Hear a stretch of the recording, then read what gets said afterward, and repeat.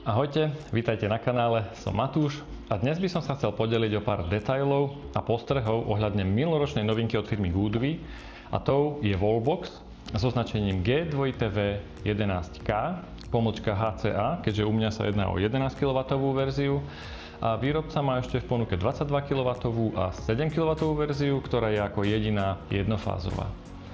Keď som ho kupoval, nebolo na YouTube žiadne video od niekoho, kto by ho reálne vlastnil a Goodwe dokumentácia vo mne zanechala kopec otáznikov. Keďže mám fotovoltickú elektráreň a k nej 10 kW menič od značky Goodwe, rozhodol som sa vyskúšať tento Wallbox na vlastnej koži. Aby som nezdržiaval, poďme priamo k veci. Wallbox som kupoval zhruba pol roka dozadu a musím povedať, že sa jedná o jedno z drahších zariadení na trhu, no podľa výrobcu by malo byť jeho výhodou to, že vie využívať Goodwe Smart Meter, ktorý je osadený s každým fotovoltickým meničom značky Goodwe.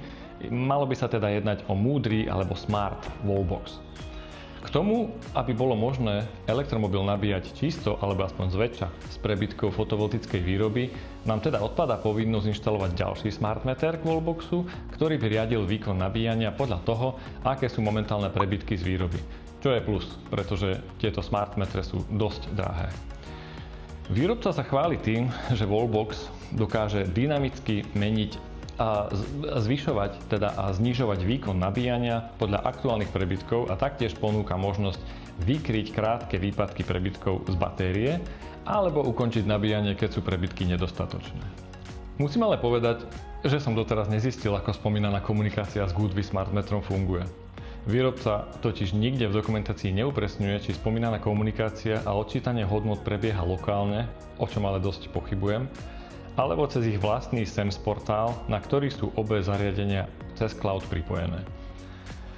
Táto možnosť mi príde viac pravdepodobná, no musím povedať nie moc ideálna, keďže cloudový SEMS portál má veľakrát dosť pomalú odozvu a dáta na ňom, teda aspoň pre Goodwe menič, sú obnovované niekedy až s niekoľko minútovým oneskorením. Čo sa týka nabíjania z prebytkov výroby fotovoltiky, tu treba spomenúť jednu zásadnú vec, ktorú výrobca nikde v dokumentácii neuvádza, a to, že Wallbox má minimálny výkon, ktorým dokáže nabíjať, a ten je stanovený na hodnotu 6 A na jednu fázu, čo znamená 4,1 kW na 3 fázy. To v podstate diskvalifikuje menšie fotovoltické elektrárne. Osobne mám na streche osadených 7,5 kW píkov, čo v reále znamená maximálnu výrobu okolo 6,5 kW. Čiže po odrátaní spotreby domu dosiahnem prebytok dosahujúci minimálny výkon 4,1 kW iba v lete, a to tiež len pár hodín denne, ak vôbec. Aj keď táto skutočnosť nie je nedostatkom samotného Wallboxu, komunikované to byť mohlo, aby kupujúci zvážil výber možno radšej jednofázového Wallboxu podľa veľkosti fotovoltického systému. Reálnym nedostatkom už ale je to, že aj keď užívateľ zvolí nabíjať čisto s prebytkou a nepokračovať v nabíjaní, keď sa prebytok zníži pod minimálny nabíjací výkon, Wallbox veselo nabíja ďalej. Uznávam, že to je zrejme softwarová vec, ktorá môže byť v budúcnosti firmware updateom vyriešená, no verzia 1.0.00 to správne nerobí. Skutočnosť je taká, že nezávisle na výbere možností fotovoltickej priority alebo fotovoltiky a batérie, Wallbox nabíja minimálnym výkonom, aj keď prebytok nie je žiaden a nabíjanie nikdy nevypne. Takisto Wallbox nezačne nabíjať sám, keď prebytok presiahne minimálny nabíjací výkon, treba nabíjanie zapnúť manuálne. Jednou z možností je nastaviť začiatok a koniec nabíjania cca na časové okná dňa, kedy predpokladáte najvyššie prebytky, ale to by som smart funkcionalitou nenazval. Jediná smart akcia od Wallboxu je, že vie sám zvýšiť nabíjací výkon s rastúcou úrovňou prebytkov a potom ju aj naspäť znížiť na minimálny výkon tých spomínaných 4,1 kW. No keďže po túto úroveň ísť nevie a takisto ani nevypne nabíjanie, keď výroba klesne, v praxi to znamená, že keď ho zabudnete vypnúť manuálne, vyčerpávam celú domovú batériu. Keďže som si za Wallbox priplácal hlavne kvôli týmto smart funkciám, musím povedať, že som sklamaný. V podstate až na dynamické zvyšovanie nabíjacieho výkonu pri rastúcom výkone fotovoltiky robí len to, čo aj ten najlacnejší Wallbox na trhu. Ďalší dôvod, pre ktorý som chcel Wallbox zo značky Goodwe vyskúšať, je, že s ich hybridným fotovoltickým meničom som veľmi spokojný a taktiež s lokálnou integráciou meniča do Home Assistantu, ktorá je skrátka perfektná. Bohužiaľ, zatiaľ žiadna integrácia Wallboxu do Home Assistantu dostupná nie je, čo je veľká škoda.